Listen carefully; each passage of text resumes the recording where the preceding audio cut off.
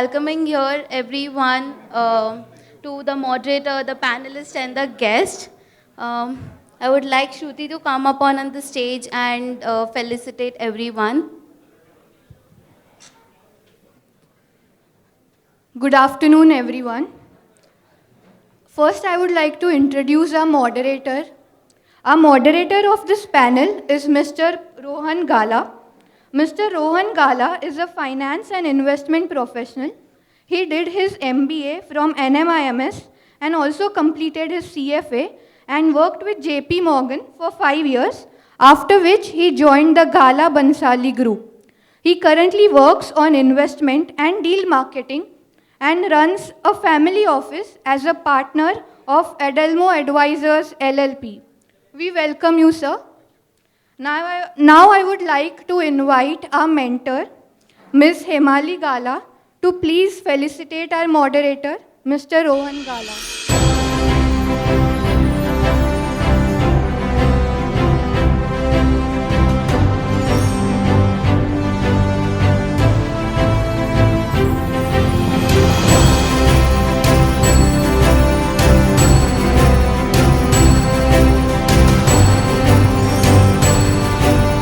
I would like to invite Mr. Bimal and Ms. Sejal to please felicitate our panelists. Please, ma'am and sir. I would like you to felicitate Mr. Puneet Shah.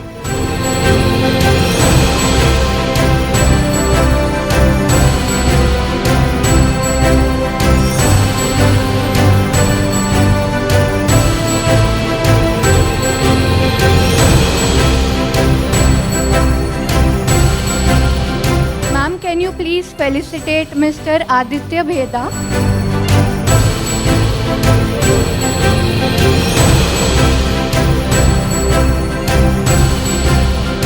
I would like to call Uday sir to felicitate Ms. Radhika Savla.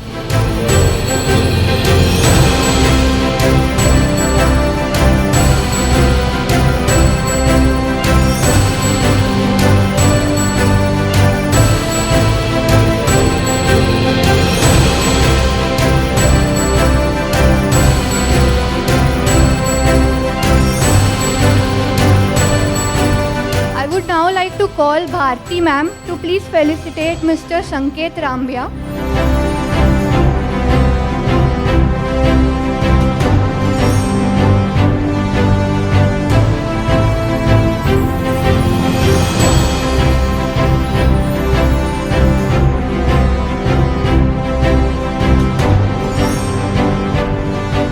Rohan sir, now the stage is all yours and of the panelists. Thank you. I have my background in education and sort of profession has always been within the art, design, creative industry. So even as a kid, I was very drawn to drawing, painting, things like that. It got to a point of picking a career, and I've kind of always been in the sort of design stream. I studied in the UK, so I have a specialized degree in graphic design. And when I moved back from the UK to Bombay, I kind of met, it was a very random LinkedIn connection. You know, they say that a lot of things in life happen very unexpectedly. You just kind of go with the flow. I ended up becoming a part of the founding team of a coffee roastery, cafe, bakehouse, and a chocolate factory. It's called Subco Coffee. And it was something very unexpected for me. Also, I kind of went into it sort of with an open mind, a little bit like knowing, not knowing, but I mean, that's kind of what it is anyway. It's a lot of learning along the way. So I was part of this team. It's a lot of startup culture. Everyone's doing a little bit of everything. And that's kind of how my sort of journey has been. I do kind of do a lot of things within the design, creative production area of it, but being in this sort of entrepreneurial field has also been very different, I would say, in terms of having extreme learning curves, learning growths. Like I said, startup culture, everyone's doing a little bit of everything. You just have to be open enough to get your hands dirty, be open to learning different things, experiencing different things. Yeah, that's kind of it. Hi, good afternoon, everyone. My name is Sanket Rambia. I'm the founder director at Extreme Media. At Extreme Media, we build display solutions. So large format displays that you see on the highways, in the malls, at home, at various applications. We are one of the large suppliers of these kind of displays in India. Um, if you have to talk about me, I am techie by heart, entrepreneur by choice. Started my journey with Mumbai University Engineering in IT, and then did my master's in Drexel University, Philadelphia. Worked at BlackRock from 2006 to 2009. And this sort of started as a weekend project where I think I always wanted to come back to India for various reasons. Entrepreneurial drive was one of them. And this started as a weekend project where I worked with my uncle to create this cloud platform to control these displays from a central location. And after I came back in 2009, I and my wife, Kinjal Rambia, founded Extreme Media. It's been a 14 wonderful years with lots of ups and downs and too much fun. But yeah, that's a short introduction about me. Thank you. Thanks, Ankit. Aditya, if you could go next. Hi, good afternoon, everyone. My name is Aditya Bheda. By education, I have a background in material science, mathematics, and industrial engineering. I was in the US for about 10 years. I studied there, I worked there. We have a family business where we have a factory in the US which I helped set up. I moved back after my master's to join the family business. We do a few different things, but what I do is the polymers. We manufacture engineering and high performance materials that go into healthcare, aerospace, defense, various sectors. And this is what I've been doing for the last 12 years, 15 years of my life or so. Thanks, and Puneet. Good afternoon. My name is Puneet Shah. I'm currently a director at Amsteel Castings, located in Bangalore. It's a heavy engineering company where we're catering to a wide variety of applications, ranging from oil and gas, power, nuclear energy, mining equipment. So it's a very varied, heavy engineering field. I've been working with our companies for a little over a decade now, prior to which I was in the US for my undergraduate degree at Purdue in mechanical engineering and economics. Followed that with a master's engineering in industrial engineering and operations, and eventually got an MBA in finance. I've also worked in the US with companies like Schlumberger in oil and gas, and in automotive with BorgWarner. So extensive experience in engineering, and continuing to do so while pursuing entrepreneurship in a very family business environment, which I'm sure a lot of us are doing today. Thanks for that, Puneet. So I have the sort of privilege of being amongst people who've been educated abroad. I have not. So why did you all go abroad? Let's start with that question first. Puneet, why don't you answer? Why did you go abroad? Was it peer pressure or otherwise? Well, to be honest, I was clear I wanted to go down the engineering field. My options were, of course, in India, the IITs, which I think everybody here knows the intense competition that prevails in getting into these universities. When I didn't clear the IITs, I wanted to make sure I went to a university that gave us a well-rounded education.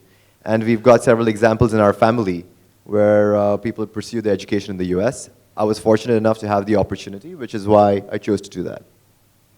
Excellent. And Aditya, for you? Because Puneet went, did you have to go? I might have landed up a few months before him. Ankit, sorry, his elder brother perhaps. Yeah. No, I looked at a few different options. Law was something that I considered. Literature is something I still am very fond of. But in the end, I did want to study engineering, and the type of exposure and research that you can do abroad. Now things have changed in India, but back then it wasn't the case.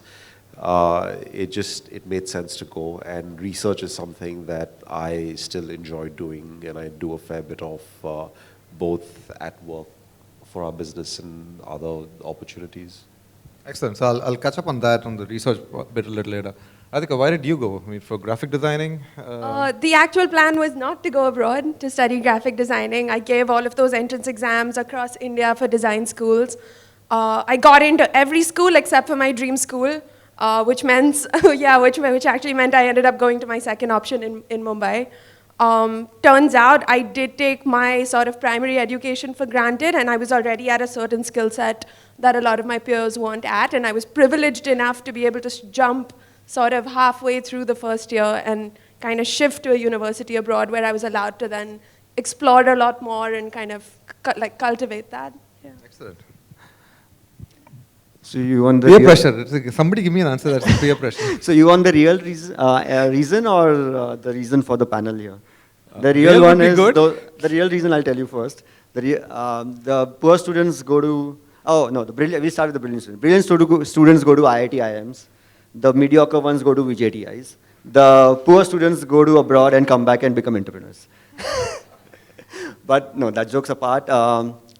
What happened is actually, when I was growing up, I had access, my father and my parents gave access to computers and programming early on. And I was one of the people who could really program while they were in school at my age, in 98, 97, right? And when I went to engineering, I just saw the curriculum and we were just discussed, how we are put in a box and you are supposed to perform within that box, and it has nothing to do with your capabilities or your interest or where you want to go. You have to just our curriculum molds you into a particular style which is very, very outdated. And that just didn't resonate with my kind of intuition and my kind of interest. So in engineering, I was not an A student, maybe B+ student, but I did 5 projects of my friends, real life projects. So that was something I really,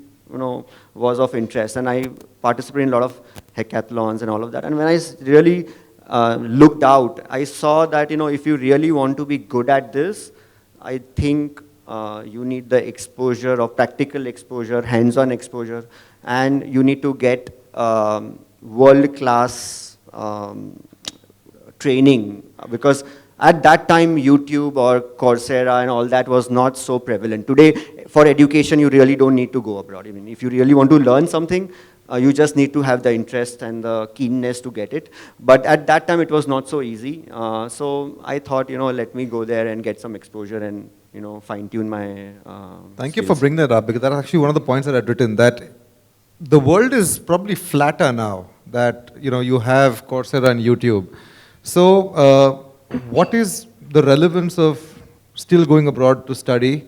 I'm sure there is some, but can you define that? Anybody, if you have talking about. So I think the question is, education in India has changed, like what Aditya was saying, from what it was when you guys went.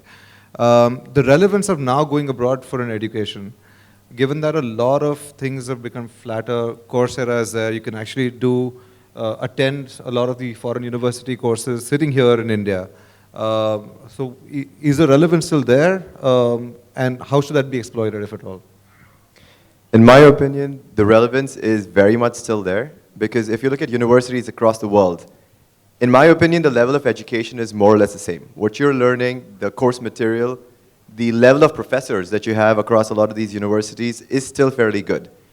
The difference comes in your peer group. When you go to some of the top universities around the world, the people that you'll end up interacting with are significantly different with respect to their backgrounds, their exposures, their interests, than from universities that probably don't have that capability. And more often than not, in my opinion, your personality, your outlook towards life changes with your interactions with these gentlemen around you. And that's one of the reasons why I'd strongly promote everybody in exploring opportunities all around the world for that.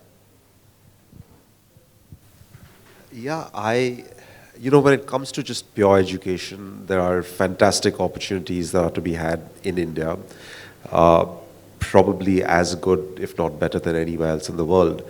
But exposure is is a big aspect of education. It opens your mind, it changes the way you look at things. I remember when I was a kid, I must have been 13 or 14, I had gone with my grandparents to meet my uncle and aunt and my family in the US.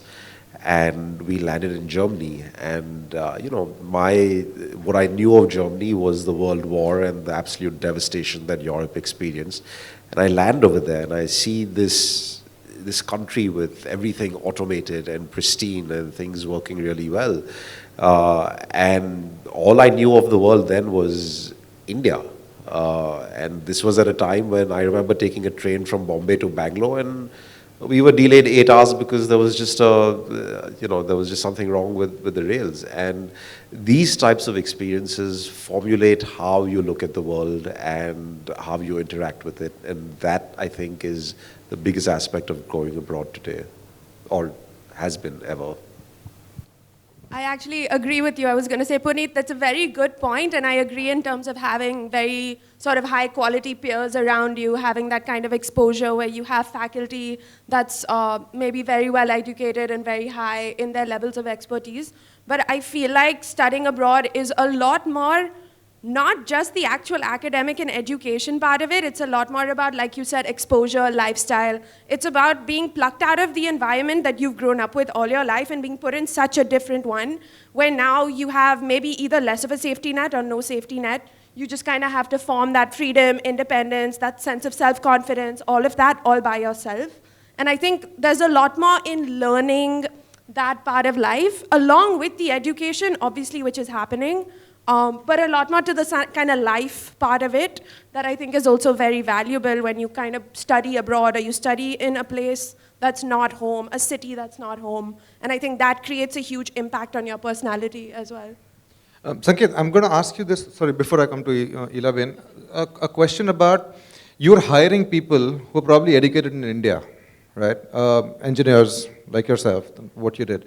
Do you see a difference in how things were back then and how things are now? Just because we're talking about having gone abroad and the exposure now that's available here, is there still a gap that you're seeing?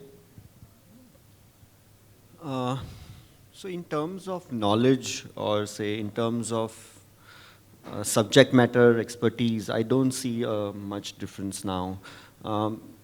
I feel even now we do lack some form of exposure that we speak about right now. Example, I'll just give you a simple example. Right now, when we passed out from computer science, our first target, we wanted to go to startups, companies that were emerging for the want of ESOPs and all of that.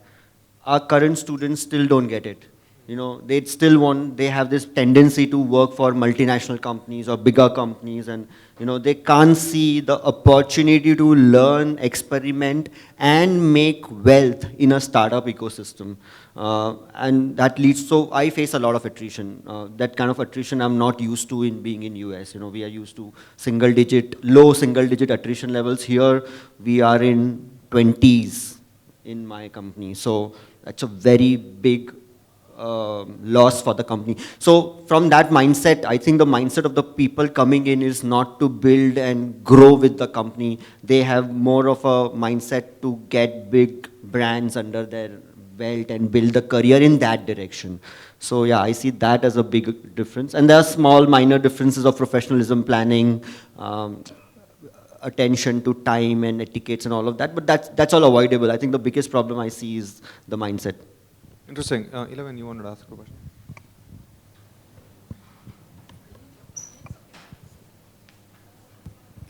Actually, I'm asking these questions, I don't know whether to ask one or four.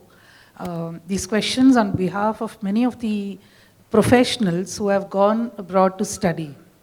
And they're studying there maybe for 5 years. I mean, they studied and then they're working since the last 5 years, 10 years. They've gone for their masters. They did their graduation typically from here in their engineering. Most of them are engineering. Completed their, maybe change of 2 jobs, 3 jobs over a period of 10 years, 12 years. Out of which now there are almost 50+% of these professionals who have worked in the big companies there, who wish to come back who may not have an entrepreneurial background as the way you may have had, probably. As Sanket said, he joined his uncle and he came back in 2009. I don't know whether the reason was the recession or whether it was really you wanted to be back at that time, if you just try to remember. Right now, again, there's the same recession period. So they are having the challenges there. There are difficulties there. And they also know India is growing. So they do want to take the benefit of, the opportunities in India. But there is some hesitation because they do not have an entrepreneurial background. This is the honest fact which is there for all of them. They're very skilled in what they are doing. They may be working in Google and Amazon and all the top brands over there. So what do you think is the background work that they need to do so that they are able to come safely back to India and have their startup? Because we are discussing startup and back from abroad and all that. Very good question. This is very close to me because, when I came back, I didn't join my uncle. I started working as a parallel organizer, like something that he didn't have. I started building that, and then I built the company around it. The biggest problem when you go there is to let go of what you have. You have, 7-figure salaries, right? And when you convert into INR, it becomes even bigger. And then sometimes you have house and family and other ecosystem around it. To be able to let go of that and start with a zero is a big leap of faith that you need to have. And that leap of faith can come from two things, knowledge and confidence. And they're both linked actually. So if you have knowledge of what you want to build, the market, where you want to go, and that knowledge will give you confidence to take that leap of faith. I think that's the biggest missing link. If you can have that leap of faith, you have to obviously struggle and put your hours in for 5-10 years, but eventually you will come out very stronger at the end of the journey. That's my... I just want to dwell on that for a minute because I think your background was very similar to the background that Ilabin was talking about. I mean, maybe not, you guys, because you all had family businesses that you all came back to. The leap of faith, you spent the weekends building and working on a project, but when you came here, you were working as a partner, but separate to your mama's business. So the importance of a network in India and leveraging the network while you're still in the US, and then coming here, because see, today it's good to see that, Extreme Media and you've been a success story, but I'm sure that there are a lot of people who will still struggle. And, at the back of the mind, somebody always has that question that, what if I'm not a Sanket Rampia? So for me, I'll give you how it went for me. When I was thinking of coming back, I said, what is there in US which India needs but doesn't have today, right? So that is the starting point. That, because they are 5-10 years ahead of you, or maybe more. So Times Square, I used to pass Times Square every single day. I used to change my train, subway from Times Square. I saw Times Square, and my uncle happened to be in LED display. So but very different kind of LED displays, right? So so you have to see what is the gap that you're trying to fill, and then do you have the ecosystem that can give you that 2-3 years jump start? Because if you start from zero, then you have to build everything on your own. So, there are a lot of things which are out there, which India doesn't have, but you can't build everything. So what is your capability, skill set, and what is the ecosystem that you have on which you can build from there and build that, fill that problem statement? And I think that was the starting point for me. I think that's excellent. Sorry.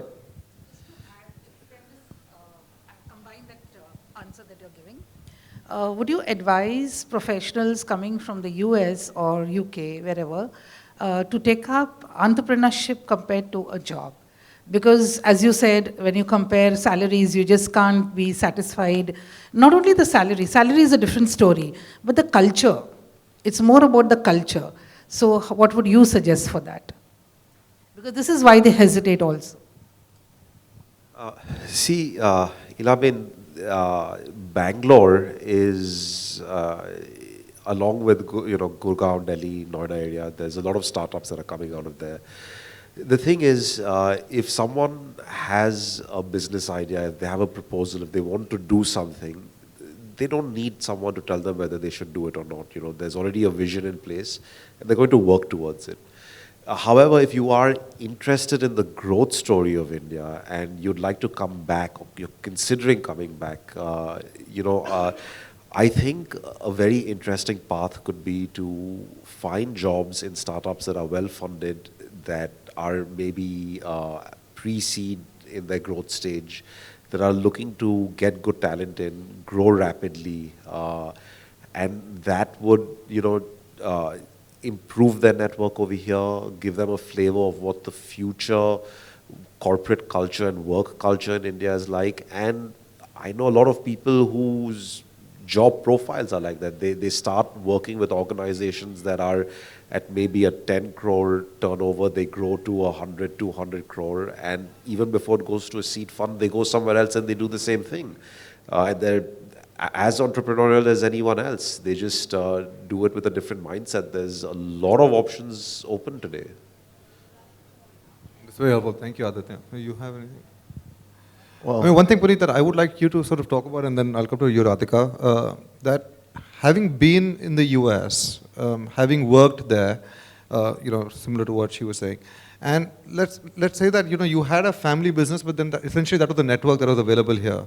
But then you are into exports, Aditya, you're also into exports. So how is it that you can connect back to businesses there, similar to what Sanket mentioned, that if you keep your eyes open, then whatever is already happening in the US, figure a way to then deliver that from India. And India today is a low-cost hub for a lot of manufacturing, and we are in a China plus one kind of a post-COVID world.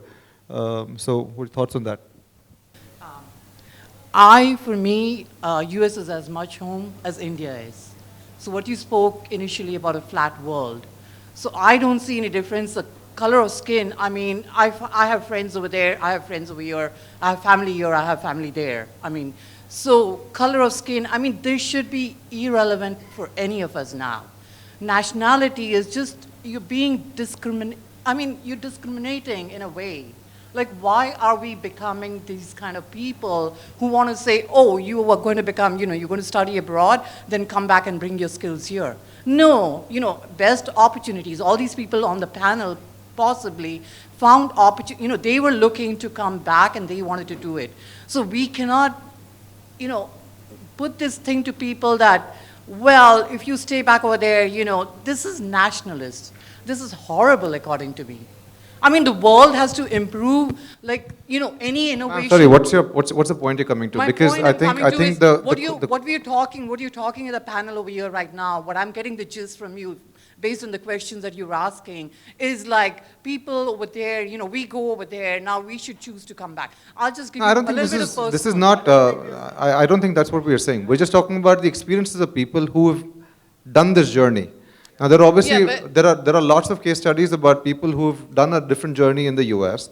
We're just trying to bring to light an experience of a bunch of people who have done this journey of being educated abroad and then have taken a decision to come here. But then again, the point is it's not prescriptive that this is what one should do. Yeah, it's more about being. Your questions were like that, kind of, geared towards that.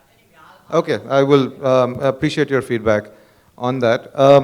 But really, the question is, these are people that have taken a decision in their life to. Yeah, but they had a network already. They had the basis. A lot of the people going. They don't. Of course not. No, of course not. So then this is not relevant for them at all. I completely agree with you. Sorry. I think, at least, I don't think any of us seem to be suggesting that you should be here or there. At least that's not the point. Or this is good, or this is good and that is bad. We're not suggesting. No, his questions were based on somebody who's one. I think they were, see, your point is also there. You have a perspective about, that Vasudev Kutum, it's about the global level. We're not talking about nationalities that way, but I think they were responding to my question because we have been guiding students, and the students who have gone a decade back or a decade and a half back, just to give you a little background, there are many of them who would like to be with their family, but they're struggling because they don't know how to come back and what to do. And that's why the question was, and that's what they were responding. So yeah, so for different people, the reasons might be very different. So for me, the reasons, my parents, I'm the only son, they were aging and all of that and blah, blah, blah. So if you are, for whatever reasons, trying to or considering India as an option, what is the journey or what things to be considered is what we're trying to highlight upon, that's it. But we're not saying anyway that India is better or US is not good or any of that. I mean, that's a personal choice. I don't think anybody can influence anybody with this kind of conversation. That's a very deeper thing than just me saying it and you hearing it and taking it up. Yeah, so Punit. Sorry, ma'am, just to answer the question that you had asked earlier, I realized that some of us here had a safety net. We had a family business to come back to. But at the same time, my reason to come back was the fact that I had extended family across India and I wanted to be closer to them. So that was one of the reasons why I chose to move back. Now, when it came to moving back, one of the biggest parts is that, while working in the US, like Sanket very clearly said, you have a very comfortable lifestyle. You're earning fairly well. You're independent. When you're moving back to India, those concerns apply. What also matters is the fact that you've got a fairly well-established social system there. When you move back, of course, you have family, you have connections, but you don't have professional connections on that sphere. True. My personal journey, though, in that sense, was that I chose to come back to India and I pursued an MBA here after working there to enhance my skills, but it also helped me develop a social network and a professional network in the country. And I found that I wasn't the only one doing so. I had peers of mine from Purdue as undergrads that had lived and worked in the US that also chose to follow the same path to create that social network and professional network in India. And in my opinion, that helps immensely in blending back into society in India, creating that network, and of course, pursuing a professional career there. Because when you do that, you automatically get exposed to a lot of different ideas, industry within this geography that you can pursue further. So, that's just maybe one of the ideas.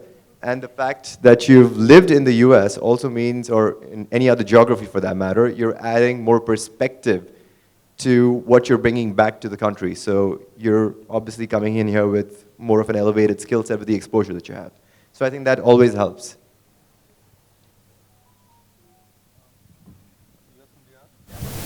Also, the purpose of asking this question is this recording is going to be circulated. Of course. So, Radhika, I mean, just related to this, again, just to redefine that, these are people that chose to make this journey, and we're just trying to pick from your journey in terms of what are the things that probably worked and what are some of the things that didn't work.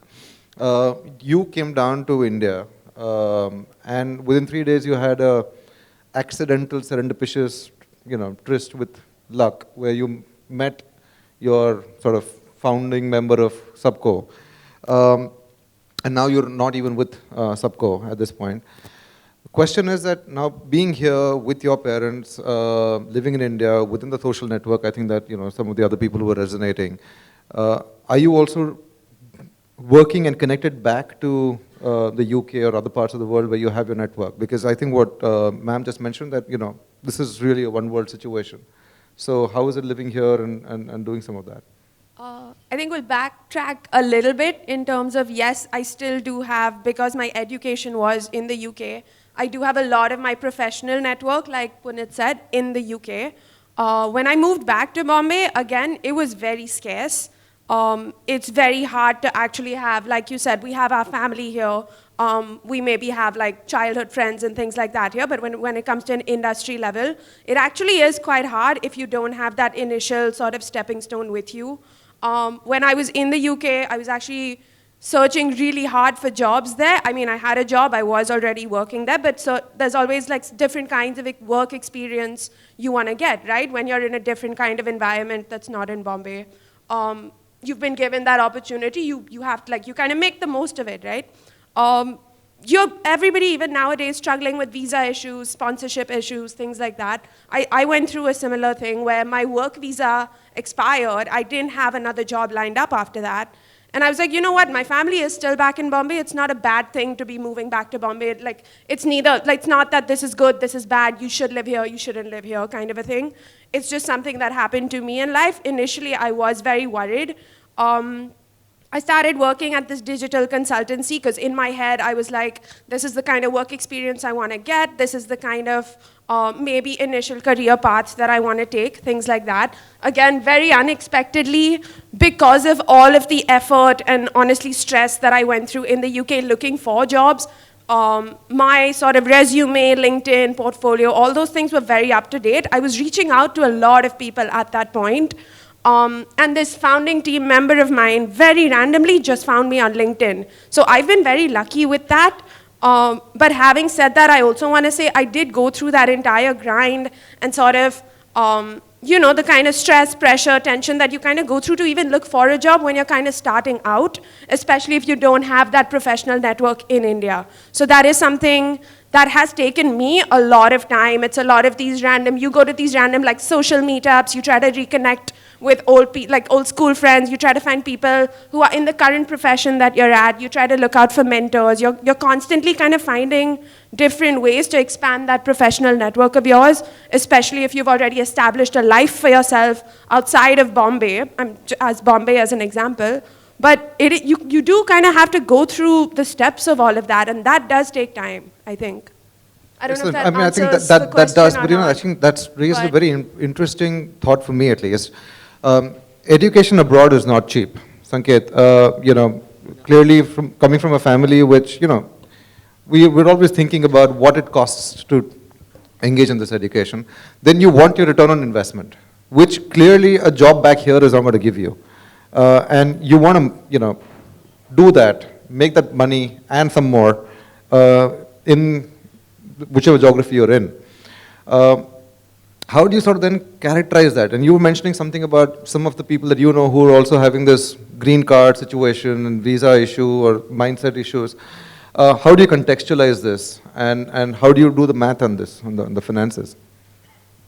So ROI, like when I went and versus what is currently there is very different.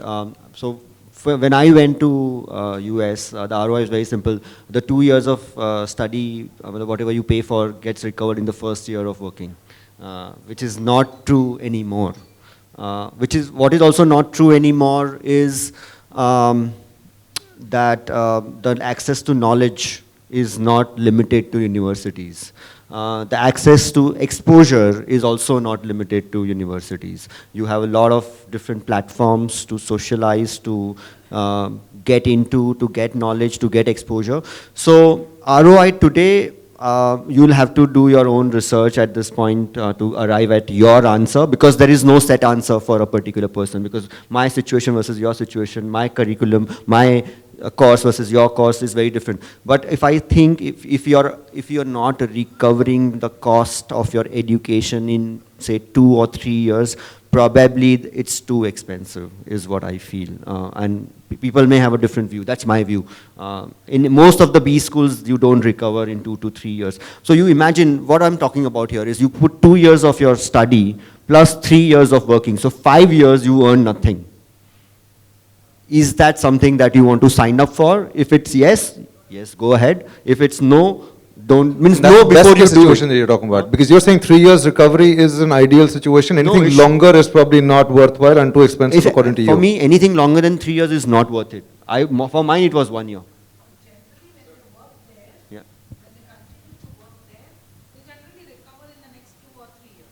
Yeah. Yeah. So, 2 to 3 years, if you recover, it's okay. Some are even faster in 1 year, 1.5 year. Sorry? No, I'm not talking about H1. I'm not talking about the H1. So let's keep it open-ended. Let's not give answers Yeah. here. I mean, that's the answer. is to be discovered. Because can- you have a statistics to show you that there are many students who get their H1 and there are some students who may not get their H1. Those do return back, but or they go to another country. Sorry? But the proportion of which they are getting their H1 is larger. Yeah. And so, and recovery of the cost is not the CTC, right, that you draw. It's the saving at the end of the year. Right? So saving wise, I means 3 years pretty good in MBE school if you really save that much. Because once you're out of the school and you want to go to party and you want to go explore this Las Vegas and this and that, you don't end up saving that much. Sir, I being a teacher,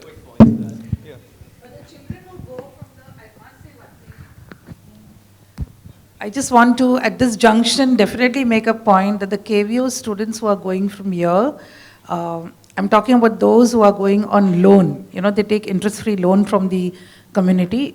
Matushri Manibai is one, Bhanbai Nensi is another, that way Seva Samaj is, there are many such organizations, almost 6 to 7. The students repay back their loan within 2 years plus 1 or 2 years.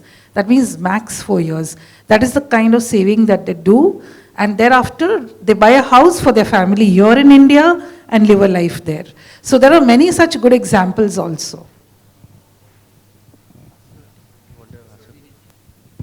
sir, I being a teacher of 35 years, there are 35 batches of alumni, and out of that, majority of them are there in US, and many of them want to come back here because of some family reason or whatever be the reason.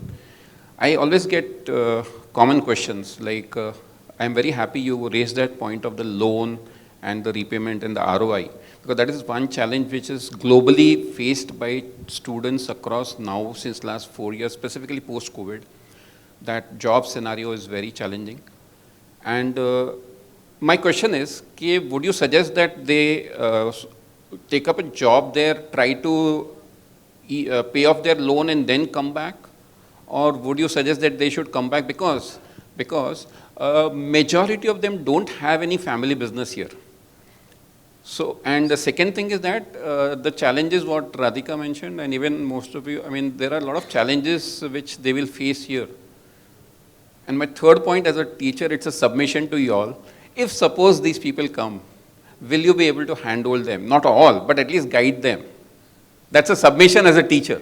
Thank you for the question. I'm going to take the first one, though I'm not somebody who got educated abroad, but I do have a degree in finance. And the first question about whether they should work to pay off their loan, I definitely personally think that you've gone to a geography where the cost of their education is benchmarked to what you can possibly make in that geography. If you're going to come back to any other geography and think that you will be able to make that up, that's not going to work. In India, the pay scales are very different and they will continue to remain different. The mindsets are a challenge with companies and organizations. We are still a country where the influx of fresh joinees is so high that if you really look at the statistics that in the last 15 years, the kind of wage inflation that you would have seen at a starting salary is not very high. So it would not make sense to come back here and then try and get a job. I know from personal experience of some of the friends of my wife, of people who've gone there and come back here to jobs at, if I remember correctly, she was talking about 15 and 20,000 rupees per month, right? That is not going to cut it. You're just going to start with a handicap. You have to figure a way to make sure that you make the money there and save the money there. So at least you come back with a clean slate.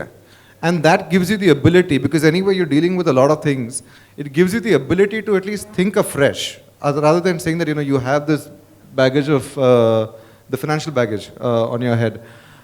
Your second and third question, I think, hand-holding, I'm sure, they're here because, these two gentlemen have flown down from Bangalore to have this conversation.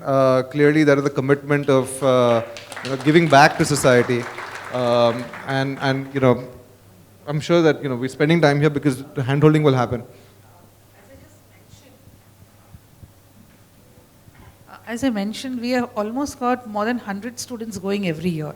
100 whom we know. There would be many more also. And the number of years there have been, they are a big number now. and almost, as I said, 50% of them want to return back. So we are looking out for, we are trying to create some kind of a network for them so that there can be some hand-holding through professionals like y'all. And as you already mentioned, I'm sure you'll be there. He had one Ramnik Satra, and I'm sure you had your own grandparents and parents. But probably these are students, I mean professionals whom I'm talking, who do not have that hand-holding. So if community can do something for them, that would be something really great. And if it is going to happen, Rohan, one thing that will happen is if somebody reaches out, right, at a third connect, you'll find somebody influential in the community. And if you have the right skill set, I think Radhika mentioned this, right, the amount of hustle she had to do to make sure that things are okay, you will have to put in that hustle. Yeah. But I think as a community, we are so dedicated to giving back and making sure that everybody is connected that, everybody here is like, related to somebody else in a second sort of connect distance. So I think the network is there. Drive is there. No? If you are a true student, the guru will appear. Yeah. You really need to have that drive. Yeah. It could be Ramnik Mama or it could be parent, it could be anyone. But you need first. Very right. You need to have the drive. Right. The guru will appear. See, when they are over there, they have their apprehensions. Because there's, as you said, 10 years gap, 15 years gap, the social network, there's nothing else right now, except for the family that they come and go. So probably initially they require that support. Maybe slowly they'll build up. Yeah. And I think one more quick point, I've talked a lot, I think I want to, one quick point I have, just give me a minute. And it's a very, very important point that everybody should really, see, our job is to poke or nudge and not give you answers, right? That's what I believe in, because no answer is truly made for you. But if you look at your statistics and you said now 50% of the people want to come back, so we do need to ask, are they going with the illusion or are they delusioned with some fantasy because of which they go there to begin with, and when it doesn't materialize, you want to come back? So are we guiding the people while they are going correctly to calibrate their expectation? I mean, I'm not saying whether it's happening or not. Maybe I've seen people happening in my circle. Hilal, let me answer that question. I think it will satisfy everybody. Just 1 second. H1B, she just mentioned, but then there is also this green card issue. So there is all these issues that also bother them. Those data points are available to you before you go. So you have to do the probability and the risk analysis of, say, if I'm taking a 30 lakh loan and there is a 50% probability I will not get a green card, and if I have to relocate, will I be able to pay back my loan? Sorry, sir, we'll just come to you in a minute. Aditya just wants to add a point to this. Regulatory situations change very rapidly abroad. You don't know whether the policies are going to be conducive or not. Now what I'm saying, it's not just the Kutchi community, it's people that I've spoken to essentially out of Bangalore, my network. A lot of people go to the US or Europe, Australia, wherever it is to study. Their parents don't own homes over here. They're reliant on their children's future income to help them retire. And these children struggle very hard, do very well for themselves. And yes, loans are paid back and houses are bought, and these things happen. If they're very unlucky, then they don't. So the psychological grind of, look, this country has given me so much. Yes, I worked hard, but it's allowed me to establish a base for my family. If I move back, can I continue doing that? And I think that is probably the question which is the most pressing question, which they're unable to answer. And there's no fixed answer for anyone over there. Everyone's situation is going to be different. Their skill sets are different. What they can earn if they move back here to India is going to be different. And that's something that they have to answer for themselves. Whoever's here, they can talk to them, give them ideas about what avenues to explore. But in the end, that's a path that they have to walk on their own. We'll just go to Sir there. But before that, we just have 5 minutes left. So after his comment, I just want a final comment on when you're coming back here, should you just come back and then try and explore what's available, or should it be with, hitting the rubber to the road when you come here? So which is your weekend project or whatever else, something already done when you're there, and then come here, so there is something more guaranteed to hold on to. But we'll take that question at the end. Your question, sir. No, I don't have a question, I have an answer. I'm living in US for more than 50 years. I went for study with the loans from here. And all that thing is fine, but the question about ROI and all that is not worth it to go to US and think about working over there for 3 to 5 years and pay off the loan and all that thing is not worth it. This is based on my personal experience, and I've been there for 55 years, working for 40 years, and knowing all those things. Right now, the loans require maybe 50, 60,000 lakh rupees and all that thing. If you're looking at ROI and that thing, it's not going to work it. So my advice to the parents or whoever want to talk to me is, if you're looking at that angle, don't send your children to the foreign country. Thank you. Appreciate your answer, and I think I'll just add to that one more thing. I keep getting a response very often that, આ છોકરો તો MBA છે, and nobody's really questioning MBA ક્યાંથી છે. And I think the importance of which institute you go to, whether you're putting your time and money, both, right? And like what he mentioned, it's 2 years of your time that goes in. Is it really worthwhile? Because everybody just wants a tag, and you have so many institutions coming up which are not worth their weight in salt. But the last comment on how do you sort of make this journey? Suggestions, if the statistics are 50% or 25% of people are looking, these are people who've been there for 10 years, so presumably paid off the loan, set up a lifestyle there. They're probably seeing a bunch of things in terms of India is growing, green card issue, etc. And if they want to come back, I have known of some people who just come back cold turkey. They've just come back and then we'll see what can be done. Maybe not the best idea according to me, but I wanted your opinion. And how should one sort of start orienting towards if they want to try and figure a way to come back to India? Well, my opinion on this is very clear. I would always have a game plan on how I'd want to come back or move to a different geography. The reason being that if you were to just take a plunge, shut shop in one country one day and decide to jump ship, you're going to take several months to figure out where you want to go, what direction you're heading in. I think it's important to do your groundwork before you make that shift. Have a stopgap arrangement. It needs to be something that might not be your end goal, but have something in hand and then explore other opportunities. Not just give up everything and then come back here and say, okay, you know what, I'll figure it out now.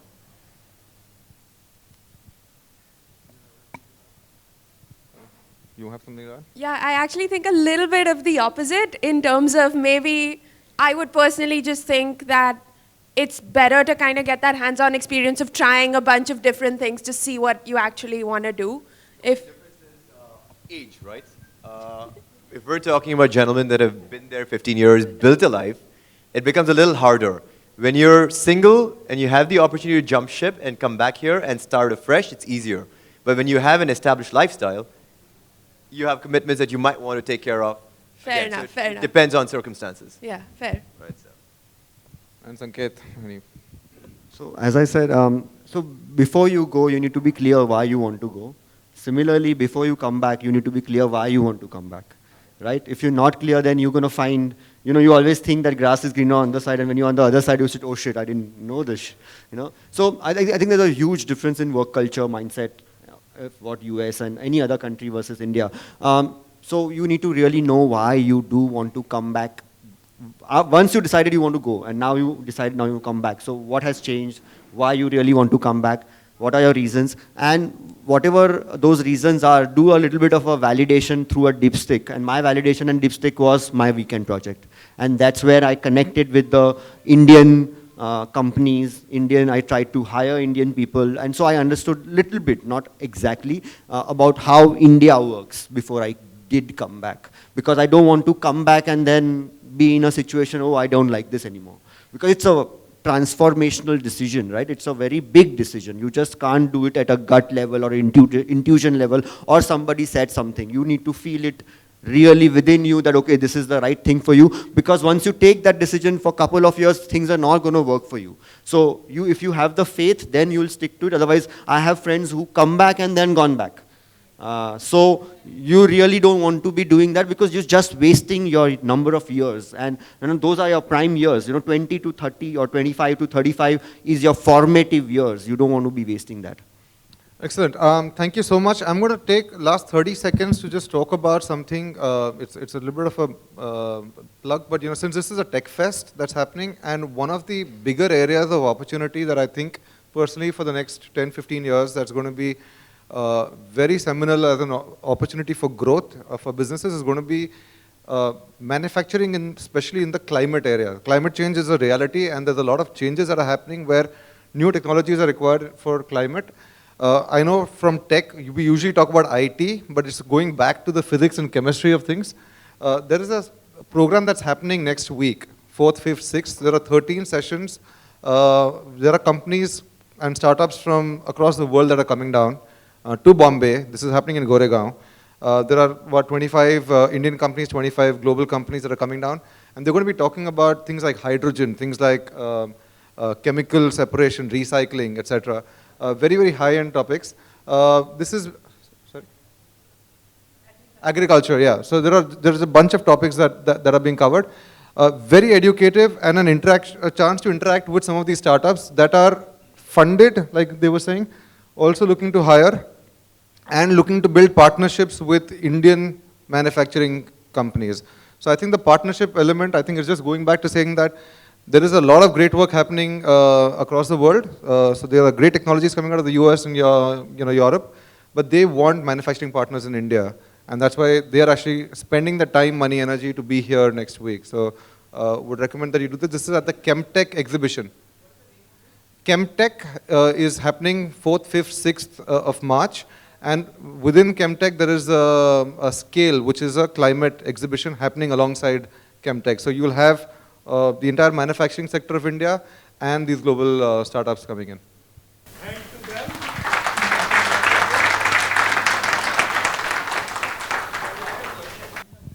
So we're talking of entrepreneurship over here. Now, a lot of companies, McDonald's or whatever, right, they're kind of getting localization. So you have a menu which is just for India. My question is more around the fact that you guys have gone abroad. You have a network over there. You have learned the skills over there. When you come back to India, there's a different market out here. Okay, I'm not talking of the education and all those things. Now I'm talking of the market over here. The market over here is, and when we say India is a big market, the market lies in the rural India, not in the cities over here. You can't just tap Bombay and say, okay, fine, I have got a big market. No, it's not like that. What skills really help you from abroad to build a market in India? And I say the market like the bigger one. Like, is it really required to study abroad, or is it not, I mean, something can be built right from here, by experience? We're already out of time, so I'm going to take 30 seconds on this. My sense and what I've studied of some of the people who've done this is you just got to be humble and accept that, have a learning mindset, right? So you come back, the tools that you get are the ability to ask the right questions and be observant. So, if he's going to Times Square and he's seeing LED lights, all of us, have seen this at least on television, right? If you've not been to Times Square, if you've not been to Tokyo, that these LED screens have been there. He saw an opportunity there, which he said that India will have to adopt. And when you're saying that rural is a market, absolutely rural is a market, but here he's doing smart cities with his LED screens. She's been the founding member of Sabco, which is a coffee chain in Bombay. So there are still opportunities that are happening in the urban side of things also. As long as you have an open mind and a learning quest, and you have the network here. I'm coming back to Pank Achhi Ayu. There is a network here. You talk to the people who are doing this. You talk to the people who've burned their fingers trying to experiment with something. And you always stand on the shoulder of giants. So somebody's already done something, don't reinvent the wheel. Just come and talk to people. Thank you.